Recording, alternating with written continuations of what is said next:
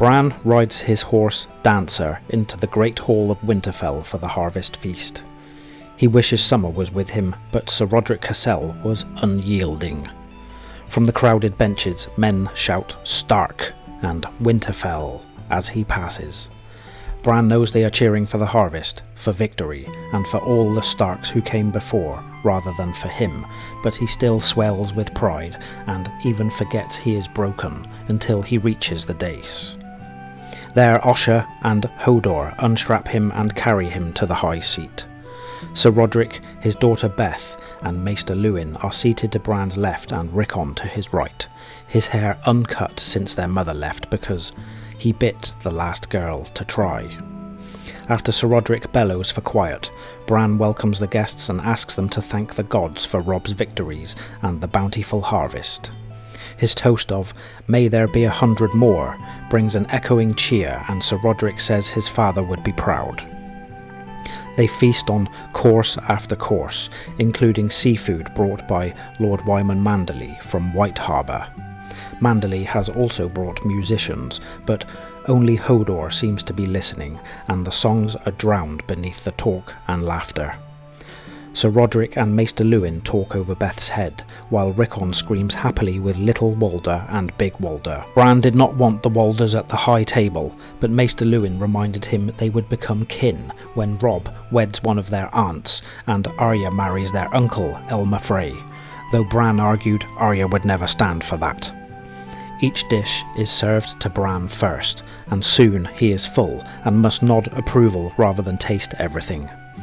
As instructed, he sends particularly delicious dishes to the lords as a gesture of friendship. Salmon to sad Lady Donella Hornwood, boar to Mors and Hother Umber, goose in berries to Clay Kerwin, lobster to Joseph the Master of Horse for training Dancer, sweets to Hodor and Old Nan because he loves them, and beets and turnips to the Walders because Sir Rodrik insists he give them something. Bran watches the feast detachedly, seeing everything yet a part of nothing.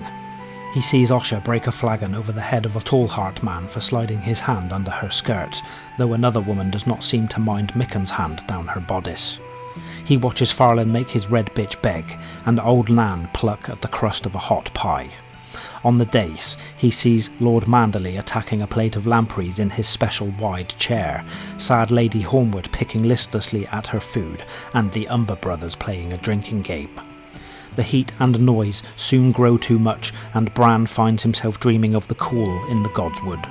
Studying his father's ornate goblet, Bran recalls the welcoming feast for King Robert, and realises everybody else is gone, either to war, captivity, the wall, or their graves. Even the men at the tables are new, since everyone who went south with his father is dead, and the rest rode to war with Robb. When he wonders who will be missing next year and the year after, Bran feels like crying, but reminds himself he is the Stark in Winterfell and almost a man grown.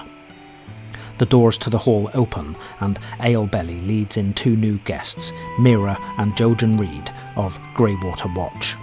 Bran recognises them as Crannogmen from the Neck, a shy and simple folk who rarely leave their swamps, but he hears Little Walder calling them Mudmen, and explaining to Rickon that they are thieves and cravens with green teeth from eating frogs. As places are hurriedly prepared on the dais, Sir Rodrik explains that these must be the children of Howland Reed, a great friend and staunch companion of Bran's father during Robert's rebellion.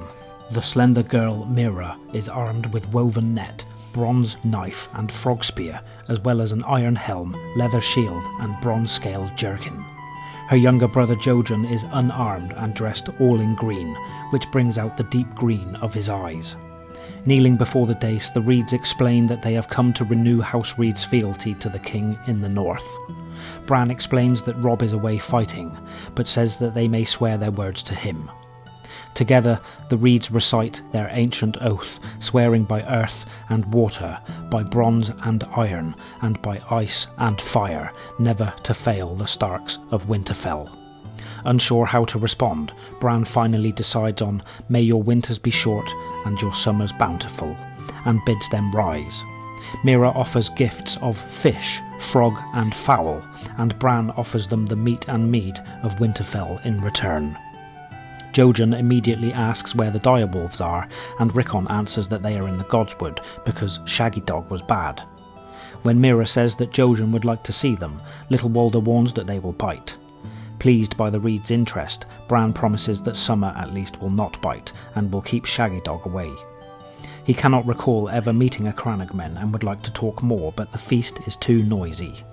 When he learns from Sir Roderick that they truly do eat frogs, Bran sends the Reeds mutton, uroks and beef stew, which they seem to like. When Mira catches him staring, Bran blushes. After the tables are cleared away, the music and singing grows wilder. Mors Umber grabs a passing serving girl and begins whirling her about the floor, and others soon join in. Hodor dances by himself, while Wyman Manderley and then Clay Kerwin partner with Little Beth Cassell. Sir Roderick approaches Lady Hornwood, but she excuses herself.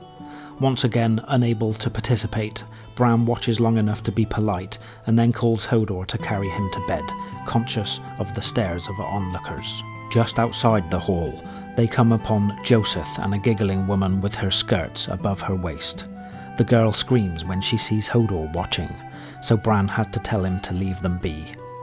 After getting help with his boots and breeches, Bran dismisses Hodor and lies down to sleep. Then he recalls his father telling him the King's Guard were once a shining example, and the finest knight he ever saw was Sir Arthur Dane, who would have killed him but for Howland Reed. His father became sad at that and spoke no further, but now Bran wishes he had asked what he meant.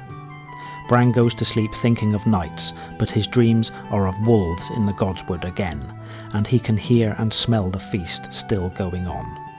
At the rattle of iron, he and his brother race to confront the strange intruders, a female and a young male with no taint of fear. Bran recognises Mira's voice when she asks if Jojen knew the wolves would be so big. Jojen points out that they are still growing and opines that Shaggy Dog is full of fear and rage, but Summer is stronger than he knows. Mira cautions her brother, but Jojen insists that this is not the day he dies and reaches out to touch Summer. At his touch, Bran loses contact and suddenly feels he is falling again. What do we say to the god of death? Not today.